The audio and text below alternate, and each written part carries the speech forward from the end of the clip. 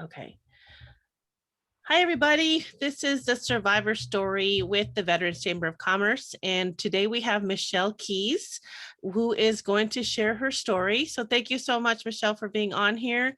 Please tell us about yourself. Thank you for having me. I am a Navy veteran. I served from 96 to 2016. I'm just a girl out of Media, Pennsylvania. So if anybody knows of Pennsylvania, it's a little town outside of Philadelphia. But currently I reside up in South Jersey now. Thank you. So what can you tell us about your own survivor story that you would like to share? So, I think we look at ourselves individually and we're like, okay, that wasn't a big deal. There's other people that have bigger issues. Um, and I've learned that, sometimes we have to just focus on what our story is. So I love the concept of this. I personally, I think I want to say hardship, not tragedy, but hardship has kind of led me up, led my life for different trips. I was a child born with two parents, obviously, but and they were married. And my father walked out of my life when I was 9. And to me, at the time, I didn't see that as a tragedy or a hardship, but as time progressed and I grew, I realized it was very forming for my adulthood that I didn't realize would be until I took that time to sit down and soul search. I was blessed with a stepfather, but my stepfather is very narcissistic. So that's a whole nother issue that you have to deal with. And, so coming through and my mother, as I like to call her, sometimes a beautiful nightmare. She's a wonderful woman, but she has her own situation and story. So having that motherly figure wasn't exactly present when I was growing up, which led me to joining the military. And inside of the military, I thrived in boot camp. I had little rough edges, but unfortunately, my second day of my very first duty station, I was assaulted. So, being now an MST survivor is a whole nother hardship. But I stuck it out. I don't know why, it didn't break me to the point where I said, screw the military. I think it was more so the perseverance of wanting to prove people wrong. My assault was not by someone in my division or my company. It was just a civilian, unfortunately. So, and I was in a foreign country. I was in Naples, Italy. Oh.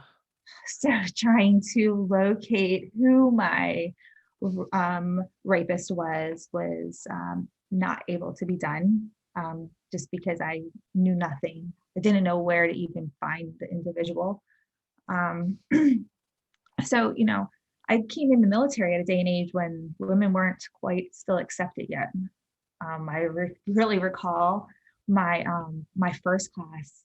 It was like my first day reporting. I was so excited. I was like this peppy seaman recruit, and I was like, "Oh, I'm in Italy. Like, what could be like? This is life doesn't get much better." And first time away from home besides boot camp, and he greeted me with a, "What are you doing in my Navy?" I'm like, "Oh, is this a trick question?" I was so excited. I was like, "Man, I came here to serve my country." And, but he turned around on me and was like, "Well, you're supposed to be barefoot and pregnant at home." And I was like, "Huh." And I was like, "Well, I do make a mean sandwich. So maybe after work," I had to flip it because I was just like, "What?" I wasn't ready for the world to say you're not supposed to be doing this. So the fortunate thing is I'm the oldest of 6 girls. So, and I'm very feisty and I have a mouth. So it was just like, okay, I got you. And it was again that time where you either survive or you break. And nothing's wrong with either one. Um, I just like to prove people wrong. So I went with, all right, well, you just made me work a little bit harder. So I was undesignated. So I did everything. Like I worked on the Admiral's barge. It wasn't a hard life, but I'd get in there and do stuff with like the electrical stuff. I would chip paint on the barge. I would get in there and in the sewage stuff and do that stuff too. I was like, it was disgusting, but I was like, I'm not gonna let him see that this is breaking me. So that type of thing. It was eye-opening. Um, but again, it helped me form who I was at the same sense. Um, and persevere. And perseverance happens to be a big thing that I was led to through my service because I then had children and I my daughter was when she was in middle school was suicidal. So as a single parent and dealing with a suicidal child was a whole nother thing while serving. Um, and that's a hard pill to swallow is are you feel this pool of are you there for your child or are you there for your service? And unfortunately, I had leaders who told me I couldn't do both.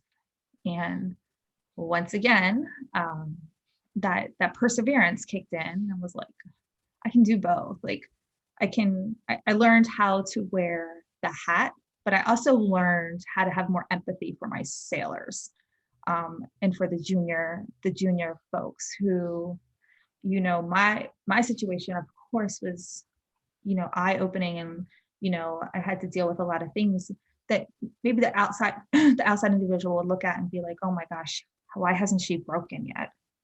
Like what the heck? Like you hear, okay, I'm a survivor of an MST. I'm a struggling parent of a child who is suicidal. I was also a victim of um, abuse. So I was beat beat up by an ex-boyfriend while I served. And I have all of these different hats I've worn, and I'm less like, okay, like I wouldn't be given these instances if I couldn't survive. If there wasn't a reason, and in my head, I'm going through this because I'm strong and I can show others that you can be just as strong with regardless of what your situation is. I think that was the purpose of why I went through the hell that I went through. Whether it's from that young age of my father walking out of my life or to the age of where I had to learn how to depend on me, like, and be a survivor, but to find different ways of coping and still being on top of my game. I don't know if that makes sense, but No, it does. It's incredible that you are so positive now and you actually want to help other people after everything you've been through. thank you. I think I think that you never know someone's story just by looking at them. And you don't know what your story can do for someone else either. You're Um, right. I we spoke offline about this, and with my daughter, I was just like, I felt so alone. Like I'm like, how do you ask people for help when you don't want to be a burden? Like I didn't want to be a burden to anybody, but I also didn't want anyone to think I was weak, like, and I couldn't handle something. And so I bottled it in. And then as I'm going through the motions of grief, um, I try to stop grief from happening. Like I thought I was a bad person because of some of the things. Like I just want her to get over it. Like you're 12 years old. What? Like in my head, I'm just like, what could possibly be so bad right now in your life? Life hasn't even started, but I had to learn their envisions of current life are much different than ours as an adult, and it taught me about children. and understanding, um, you know, that just because I was an adult and that she was a child, that could be another adult and something that they're going through that I haven't experienced. I have to learn empathy and hear, listen. Listen is like the key. You will learn something about somebody and why they think the way they think about situations if you take time to sit down and honestly hear the situation and and listen to them, because um that's an amazing thing. And I think another key thing that's missing in society right now is people don't listen. Yeah, And to understand what their hardship is.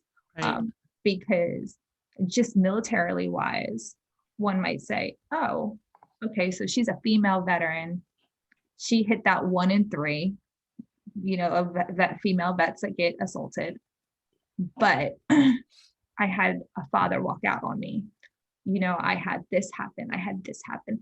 And that led to why my reaction was the way it was and why it's been, where somebody else may have been assaulted previously prior to their military experience and come in now, and vice versa. I mean, you could replace me with a male and you might get a similar story, Yeah. or you might not. I just think that tragedies and triumphs can be beautiful in the sense that we learn about one another. Yeah. No, you're so right. And I thank you. Thank you for sharing that. Um, oh gosh. I hope you guys learned something today. Perseverance, strength, overcoming triumph, all the things. Thank you, Michelle, for sharing your survivor story today. Thank you for having me. And, Of course. there's always a brighter day. And, reach out to those who are around you. That's like the biggest thing for listeners is understanding that, please, you are not alone in any of these situations.